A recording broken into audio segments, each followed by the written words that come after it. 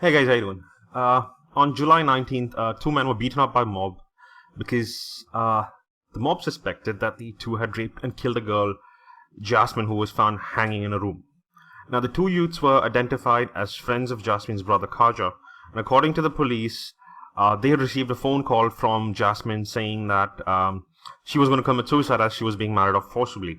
She told the youths that she did not like the groom, and to prevent Jasmine from ending her life, Sai and Pavan rushed to her residence at around 11 a.m. on Sunday. But by the time they reached her house, Jasmine had already killed herself. Sai and his friend alerted the neighbors and tried to rescue her.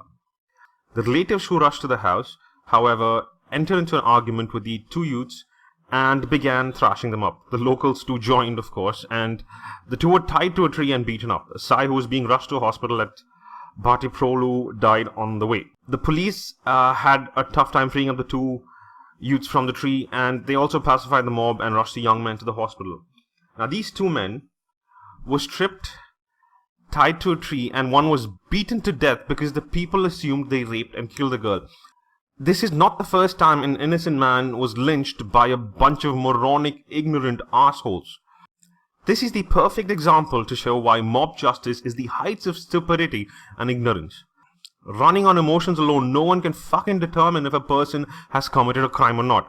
This is why we have the police, the courts, and the justice system. Now, yes, I do know the fucking laws are biased, but no matter how biased the laws are, men don't get beaten to a pulp in the courts.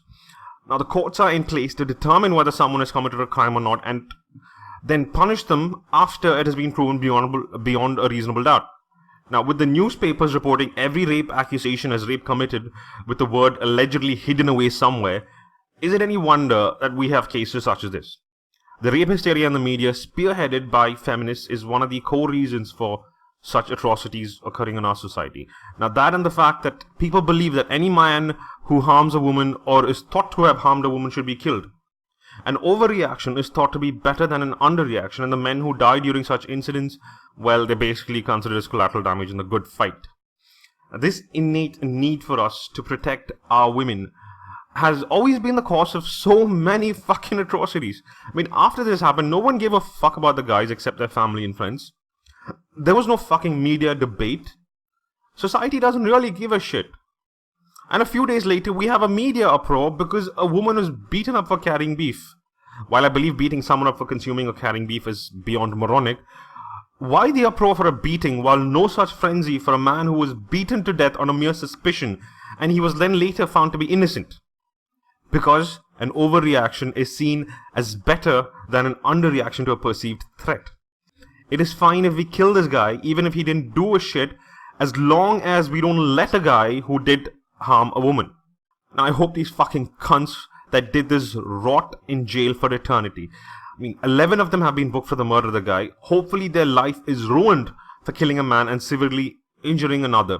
And for God fucking sake, don't go punching some random guy for a woman just because she said something happened or because you think something fucking happened. Know the facts before getting violent.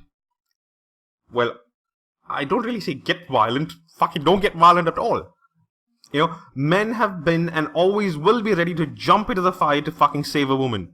Now, my question to all these men is this. Do you think she'd do the fucking same if you were in danger? Most women will be putting some distance between the two of you the minute you're in deep shit.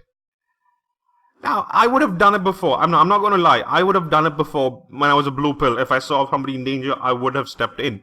But you know what? Once I've actually figured out what's happening in this world, there is no way I'm going to do that. We have another case in which a 30-year-old woman and a 17-year-old boy have accused each other of sexual assault.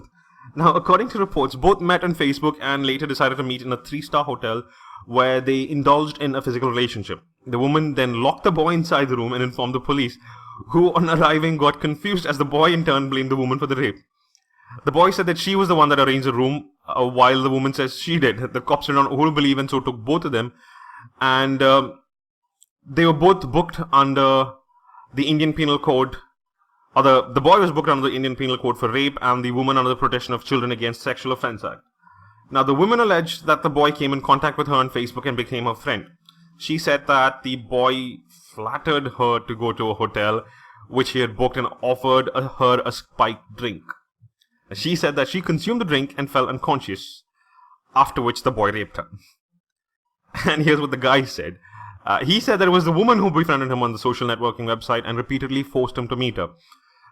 He said that he claimed that he was just 17 years old and did not have enough money to book the hotel, and it was the woman who booked the room and took him there. He also added that after consuming alcohol, she asked him to have sex with her. Now, the cops actually reported after an early investigation that this seems to be a honey trap. Now, this is extremely common in India, and I've spoken about it in other videos. Women befriend men, have sex with them, and then call the cops on the guy in alleged rape. A basic honey trap. Considering the fact that the woman actually managed to lock the guy in the room when she said she was drugged, I'd have to say that she seems to be the one who's lying. But if this guy was 18, this would have been an open and shut case. The woman seems to have planned it well except for the age part. Because according to Indian law and laws in many other places, a woman cannot give consent if she has had alcohol. So even if the sex was completely consensual, the man could have been convicted of rape. Now, I doubt it would have actually gone that far though, because most of these honey traps work in a way as to extort money from men. They file a rape charge and then go on to blackmail the guy. If they receive the money they asked for, they would either not turn up in court or withdraw the case on a later date. Now, this one doesn't seem completely cut and dry though, because if she had done her homework, she would have found out that the guy wasn't old enough, and if he was that young, he would not have enough money to pay the woman. There is a possibility that the woman would have asked the guy's father in case the guy did not have the money. Of course, there are several ways to actually go through that, but there are way too many possible outcomes here. The guy would have to be really stupid to rape her and then remain in the room so she could lock him up. I mean, especially after she was drugged. The woman would have to be really stupid if she did not do her homework. Now, I'd have to go with the latter because, well, it was a honey trap. Probably she could not get enough information. Now, there's also a possibility that she was lied to. Because, men like to fucking boast about crap they don't have to land a fucking chick. He might have made it seem like he had more money and that he was older than the truth. Now, it looks more likely to be a honey trap situation, and it seems like men have to be more wary of women coming our way. The ones that are extremely fucking easy to get. And coming to the next one, we have a case where a feminist, those people who say a woman should not even be subjected to their feelings being hurt, beats a guy along with a girl because he refused to marry her.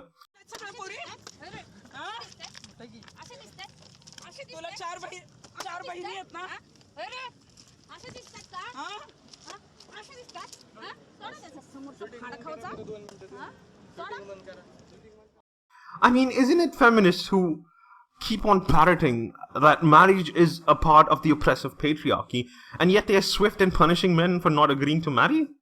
I mean, shouldn't they be jumping with joy when a man refuses marriage? These are people who say that men created marriage to subjugate women, to treat them as slaves and sex machines. The same people who say that 1 in 3 men in India have sexually abused their wives. The same people who say that all men are oppressive assholes that beat their wives every waking hour of the day. And sometimes in their sleep too.